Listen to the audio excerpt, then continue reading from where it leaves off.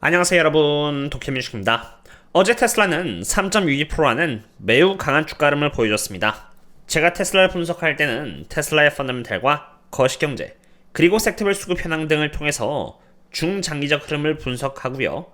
옵션 세력들의 포지션을 기준으로 해서는 단기적인 움직임을 보는데, 장기적인 흐름은 불확실성이 많았음에도 불구하고 단기적으로 갬마 스퀴즈가 터지면서 결국 주가는 320달러를 테스트하고 319로 내려오는 움직임을 보였습니다.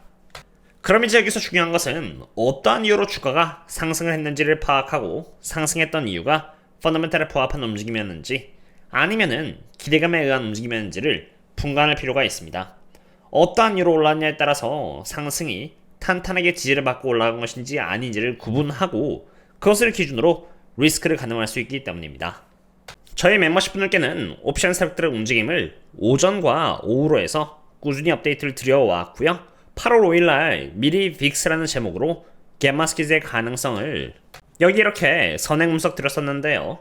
여기에 적어놓은 것처럼 310달러를 돌파하느냐의 여부가 매우 중요했고, 세력들의 포지션은 보시다시피 여기 310달러부터 320달러까지 초록색인 콜옵션 갬마로 연속 지어서 빼곡히 잡혀 있었기 때문에 310달러만 돌파한다고 했을 때 320을 가는 것은 시간 문제였던 것입니다. 다만 옵션 세력들의 포지션이 갬마 스퀴즈를 미리 준비하고 있었다고 해도 매크로와 테슬라의 펀더멘탈이 약해지고 있었던 상태에서 필요했었던 것은 촉매제였습니다.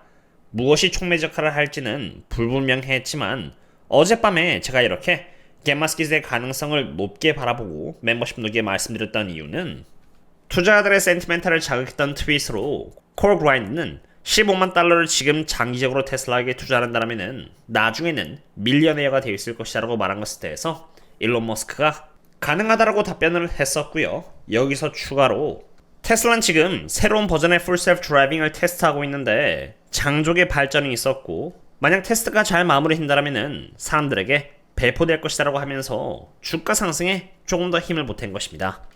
여기서 명심해야 하는 것은 이러한 트윗 한두 개가 주가를 320달러로 보낸 것이 아닙니다. 옵션 세력들에게 필요했던 메커니즘은 어젯밤에도 이렇게 공유드렸던 것처럼 그저 310달러를 살짝 넘길 만한 힘이 필요했던 것 뿐입니다.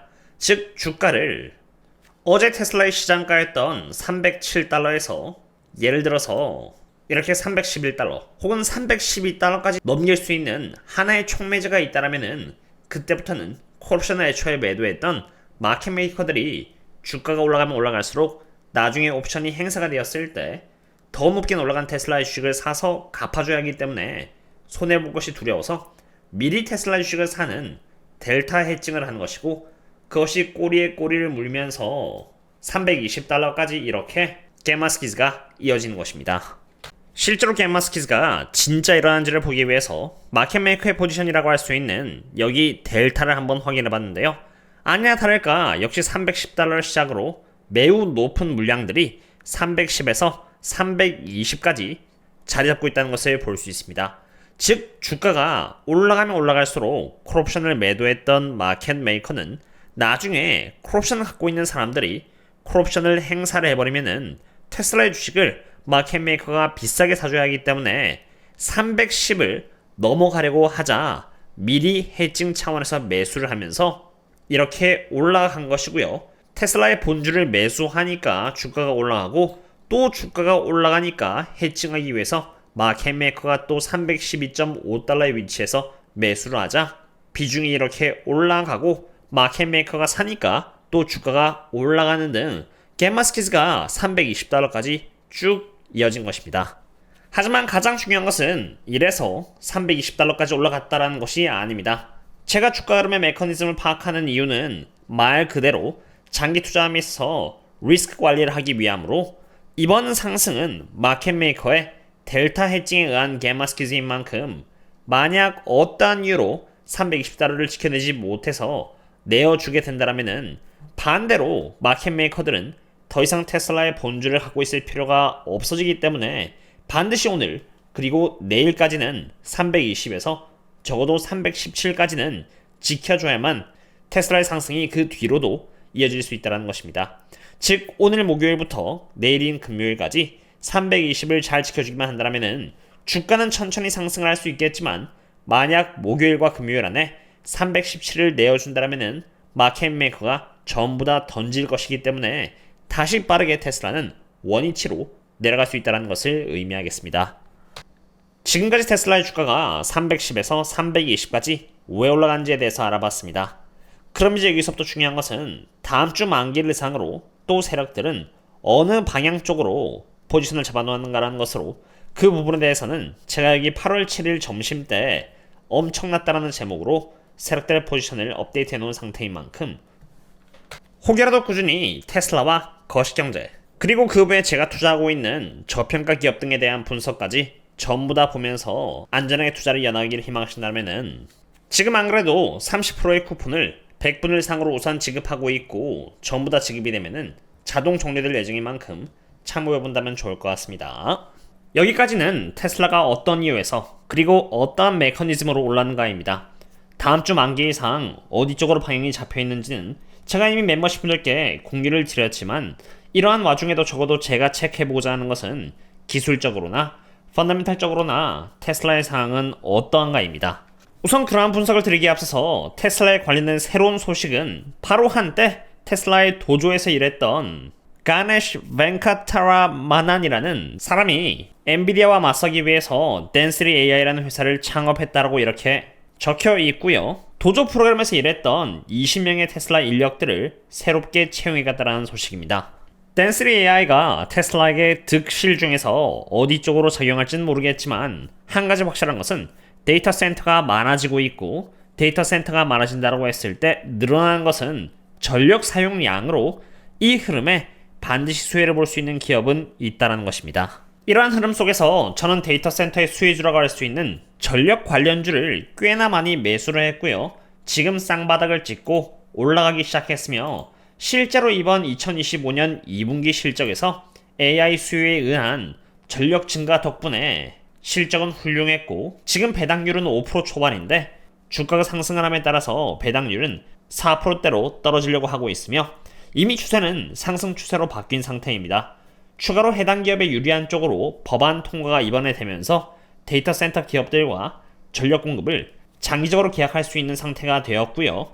데이터 센터 기업들이 굉장히 많이 밀집되어 있는 지역에 독점적으로 지금 전력을 공급하고 있기 때문에 모노폴리라고 해도 과언이 아닌 기업이기 때문에 저는 장기 투자를 하고 있다고 보시면 됩니다.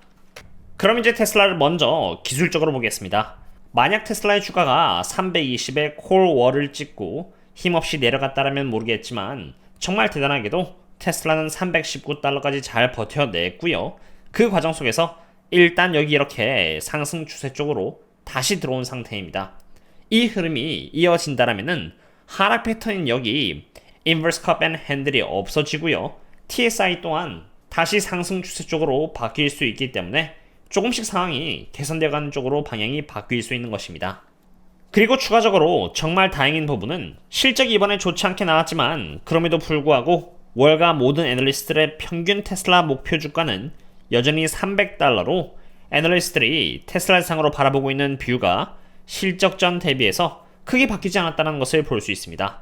만약 정말 우려가 되었다면 목표 주가를 의미하는 빨간 색깔이 낮아지면서 주가인 남색 또한 가파르게 뒤따라 내려왔을 것인데 26년 말에는 테슬라가 어려워지긴 힘들 것이다라는 말이라던가 혹은 로보택시 때문인지는 모르겠지만 애널리스트들의 대부분은 아주 약간의 의견을 바꿨을 뿐 평균 목표 주가를 크게 흔들 정도로 대다수가 의견을 바꾸지 않은 상태임을 볼 수 있습니다.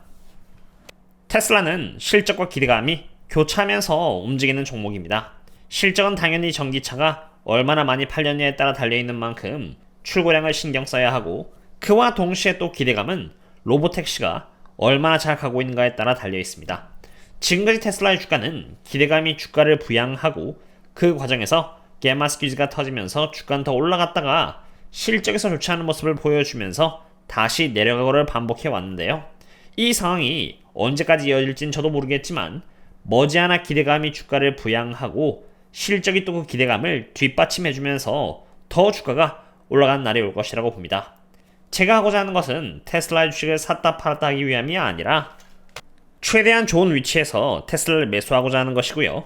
그 기회를 놓치지 않기 위해서 꾸준히 여기 네이버 프리미엄 컨텐츠나 신사학기 및 텔레그램을 통해서 리서치를 매일 하루도 쉬지 않고 이어나가고 있다고 보시면 됩니다.